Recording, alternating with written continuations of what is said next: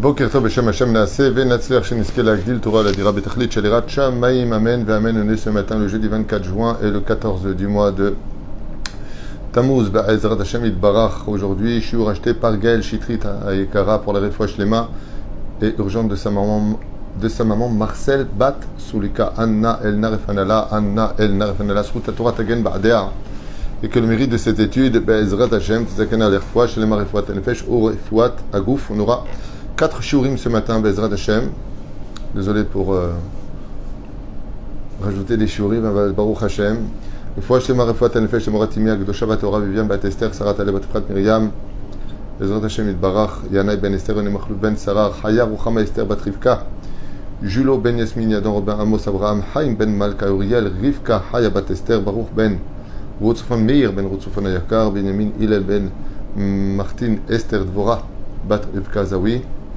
Sans oublier Meir Ben Rivka Fitoussi, Torshar Ben Israël, Bezrat Hashem Yitbarach. On n'oubliera pas l'Elou Nishmat Shel Kol Mete Israël Bichlalam, Georges Ben Simcha Alice, Shane Bat Finja, Denis Simcha Bat Lola, Yehuda Sine Ben Eliou Sayad, Gérard Grulik Chaim, Aaron Yosef Ben Esther, Yosef Ben Rachel, Huguet Shira Haya Bat Yvonne Mesaouda Myriam, Bat Simcha Zerbi, Michel Simcha Bat Esther, David Eli Baruch Ben Marcel Michal, Sarah Bat Hnina Dada Mesaouda Bat Esther, Sasson Ben Esther Alevi, Amram Ben Yaakov, Azoulay, Vechen Martin Rosim Saada, Alea Shalom, Vechol Mete Israël.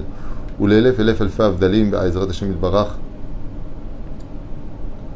On pensera aussi à la Refoua Shlema, Refoua Tenefesh, Refoua Tagouf, de Nathan Ovadia Ben Cohen, Anna El Narefanelo, Anna El Narefanelo, Sruta Torah Tagen Ba'ado. Nous sommes, Ba'ezrat Hashem, avec le Ben Ishraï, Sruto Yagan Alenu, il y a aussi le Rachaim la Iloula.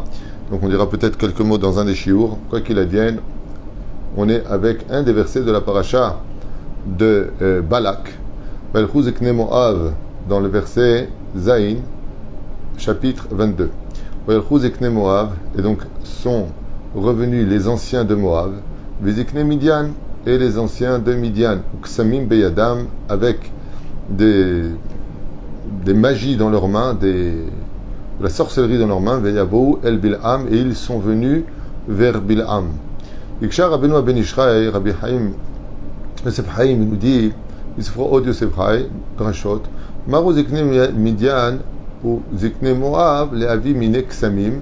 Qu'est-ce qu'il y a de spécial être venu voir Bil'am Aracha avec dans leurs mains de la sorcellerie? Ça veut dire quoi? Comme tu dirais des baguettes magiques, des potions magiques, ils sont venus avec des choses bizarres. Et donc il pose la question, quel rapport? Vous allez voir le plus grand sorcier de cette génération, qui est Bil'am Aracha. Vous pouvez aller le voir sans cela.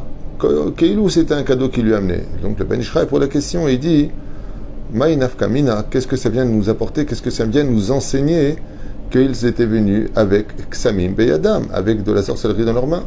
Alors que Bil'am, alors que Bil'am était le numéro 1 en sorcellerie, est-ce qu'il avait besoin de recevoir des choses? La coucle Ksamim Elo. Bil'adeh, Zelo Yochal Eksom Ksamim, le Chosh Nechashim.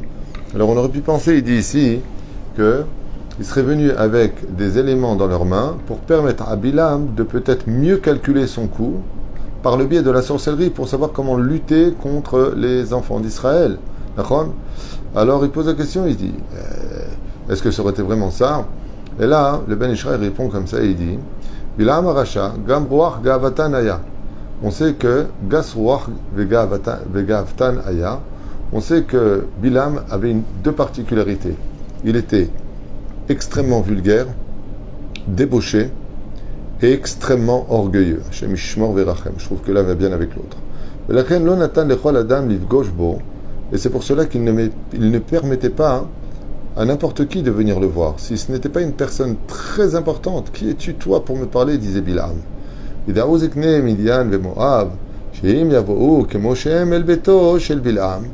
donc il savait que s'il venait vers la maison de Bil'am sans des choses importantes qui parlent à Bil'am dans son orgueil et sa touma, lo itnu lahem livgosh bo, touma veut dire impureté, eh bien il ne les aurait pas bichlal reçus.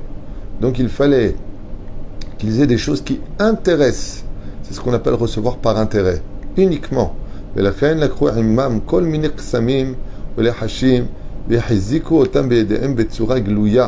ils sont venus dans leurs mains avec ses objets et ses incantations de façon publique, de telle façon à ce qu'on les voit.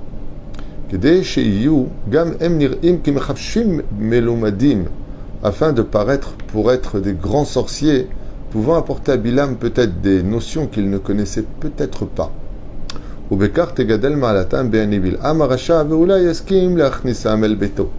Et ainsi donc, ce serait créé une espèce d'intérêt commun qui n'aurait pas pu éviter à Bilam de les inviter par sa curiosité et son avidité.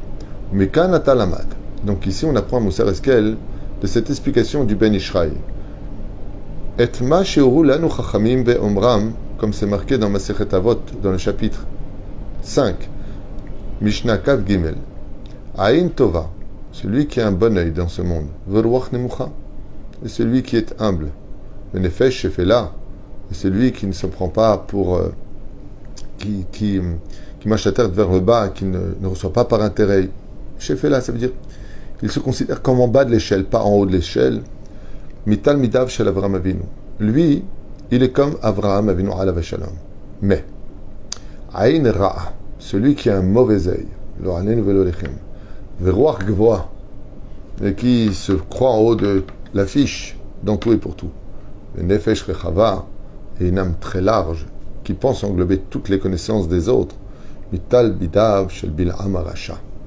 On dit aussi en 2021 de l'ère vulgaire que ces gens-là qui ont ces trois défauts énormes, du mauvais œil, de se prendre supérieur à tout le monde, et de qui plus est, imaginer que son âme englobe celle de tous les autres. Il se prend pour le Mashiach, il se prend pour un taulier, il se prend pour Dieu, il sait tout, personne ne sait rien.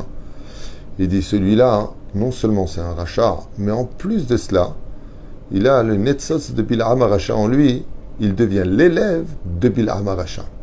Vous savez ce que ça veut dire s'il meurt sans tchouva? Ça veut dire que quand il meurt, au lieu de s'asseoir à côté d'Avraham Avinu, il va s'asseoir à côté de Bil'am Arasha. Tu me diras, bon, en tout cas, il s'assoit. Le problème, c'est qu'Avraham est au Gan Eden et que Bil'am, lui, est au Gehinam. Et là-bas, l'okedai de s'asseoir. Même une seconde, l'okedai. Tseur e. Maintenant, le Ben Ishraï nous dit, regarde, sors et regarde.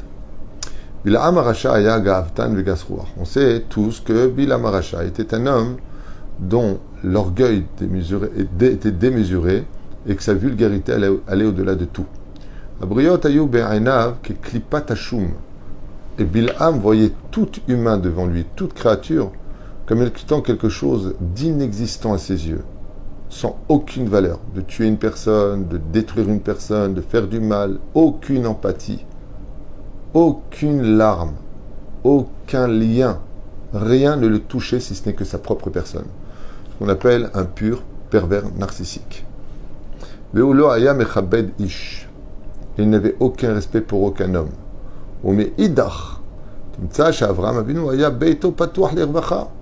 Contrairement à Avraham Avinu, dit le Ben Ishraï, par contre, lui se mettait à la hauteur de tout le monde et sa maison était ouverte grandement à chaque personne. Non seulement sans aucun intérêt, mais c'est lui qui donnait et refusait de recevoir. Et on a vu et constaté qu'Avraham Avinu alav shalom, il recevait chaque invité comme un roi, au point d'avoir créé 4 portes à chacune des directions nord, sud, est, ouest, pour ne pas que la personne qui viendrait chez lui cherche l'entrée. Peu importe d'où tu viens, tu pourras rentrer. Et tout le monde était pareil à ses yeux comme lui. Il ne mettait personne au-dessous ni au-dessus de lui. Et il avait l'habitude de respecter toute personne, religieuse comme non religieuse, importante comme inconnue. Et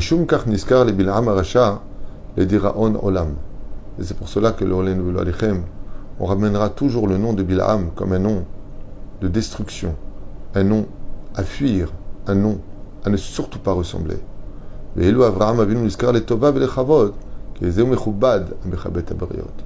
pourquoi jusqu'à aujourd'hui, dans toutes les grandes religions, que ce soit le judaïsme, c'est notre père, mais même le christianisme et l'islam, Ibrahim, Abraham, pourquoi est-ce qu'il est tellement aimé? Il dit parce que Mishum Shem Echabed et Abriot, comme il aimait chaque personne et respectait chaque personne, le cadeau qu'il aura, que Dieu réserve à toutes ces personnes qui sont humbles, qui savent ouvrir leur cœur, qui ont ce côté majestueux d'accueillir chaque personne avec le sourire, et peu importe qui il est. Sauf si, bien entendu, ce sont des gens qui sont venus les Hassites, Chas Shalom, te retirer du judaïsme pour t'emmener vers une autre religion, Chas Veshalom. On appelle ça ces gens qui tapent à la porte et qui viennent j'ai oublié le nom. Peu importe. Peut-être qu'il y a des moments où dans la vie, il va falloir utiliser l'arme du retrait. De façon générale, de recevoir toute personne, dit le Ben Ishraï, avec beaucoup de respect. Et la reine qui est amisée, étant donné que toi tu sais recevoir avec respect, étant donné que toi tu sais sourire aux gens, étant donné que tu sais, Baruch Hashem, écouter les autres sans leur dire non, c'est pas comme ça du tout, moi je vais t'expliquer, moi je sais tout. Chiv, je vais parler, ça lui fait du bien. Non, je parle pas d'eux, oui, ils sont dans l'Evadaï qu'il ne faut pas leur ouvrir la porte du tout, c'est évident. Mais comment on appelle ça? Ceux qui tapent à la porte pour te convaincre les missionnaires, voilà, c'est les missionnaires. Cela, il est évident que l'olechabedotam, l'oliftortadelet, ni on les respecte, ni on chas shalom. Fermez la porte, pas de discussion avec eux, qu'ils continuent leur chemin. D'ailleurs, je vous mets en garde sur YouTube, espèce de 3 gugus comme ça israéliens, un chauve avec une barbe, une femme blonde qui paraît très sympathique, lo alenu velo alechem, et un homme comme ça avec une petite barbe, israélien, et qui essaie de convaincre par tous les moyens en utilisant Isaïe alors qu'ils comprennent absolument rien au texte, ils ne comprennent rien à ce qu'il raconte, mais ça peut très bien marcher avec des gens qui ne sont pas assidus à l'étude de la Torah. Faites très attention à cela, malheureusement, ils font tomber des âmes juives dans Chas v'shalom, le mensonge de l'histoire. Chen, tasimu lev, lo lipol b'malkodet, abal bofen ikroni, de façon générale, respectez tout le monde, juif comme non juif. La Torah nous demande de ne pas faire souffrir un animal. La plus forte raison, kol bria ba'olam. Une fois, j'étais en train de marcher avec quelqu'un et il avait son fils qui était à côté, et son fils il arrachait des fleurs sur la route comme ça. Il était en train de marcher, il arrachait des fleurs, c'était pas Shabbat. Il arrachait des fleurs, et je voyais que le père disait rien, et ça m'a beaucoup gêné. Je lui ai dit, ça te dérange pas que ton fils arrache des fleurs? Il m'a dit, non, fais ce que tu veux, je m'en fous, quoi. Je lui ai dit, mais tu aimerais, toi, qu'on t'arrache la tête? Il me dit, quel rapport? Je lui ai dit, sache que dans la fleur, il y a une vie. Si tu l'arraches pour faire plaisir à ton épouse, ou pour faire quelque chose de positif avec, alors, cette douleur de la fleur, elle s'élève grâce au fait de servir 2 degrés, parce que la fleur, c'est du minéral, c'est du végétal. Donc, animal-homme. Donc, elle s'élève, comme la mort nous élève. Mais si tu la tues, et que tu la laisses au même niveau qu'elle était pour la jeter par terre, alors tu l'as tuée pour rien. Mais du couteau d'Avar, le Harizal à la Shalom, quand il voyait un moustique, nous, qu'est-ce qu'on fait? On le tue. Dans la semaine, Shabbat, on n'a pas le droit de tuer. Même un moustique. Sauf si on sait qu'il peut nous tuer. Aval Bofen Ikroni, de façon générale, le Harizal n'a jamais tué un petit insecte. Ni une araignée, ni un moustique. Il a ouvert la fenêtre, dehors. Prenez le balai et poussez l'araignée dehors. Béadinout. Dit Lama. Il dit parce que ces animaux-là, ils ont aussi le droit de vivre. C'est pas parce qu'ils nous dégoûtent à nous, qu'ils nous font peur, que ça nous donne le droit de les tuer, si on peut éviter de les tuer. Alors, si on peut pas, on peut pas. Mais si on peut éviter, n'oublions pas que chaque animal, lui aussi, chante en l'honneur de Dieu, le Père Ekshira chaque matin. Enfin, l'ange qui le dirige. Et la reine, comme Atzchim Leizaher Meod, où Bilaam, pour de l'argent, était prêt à détruire un peuple, tandis qu'Abraham a vu nous rapprocher tous les peuples vers la lumière de la Torah. Est-ce qu'il y a Yeshua de Nechamot Ba'ezrat Hashem, Ze Mipi, Rabbi Yosef Chaim, Marana Ben Ishraï. Je vous dis à tout de suite pour le prochain shiur, selon Rabbi Yaakov, Abirtzer Ba'ezrat Hashem, Kol Tuv Velitraot.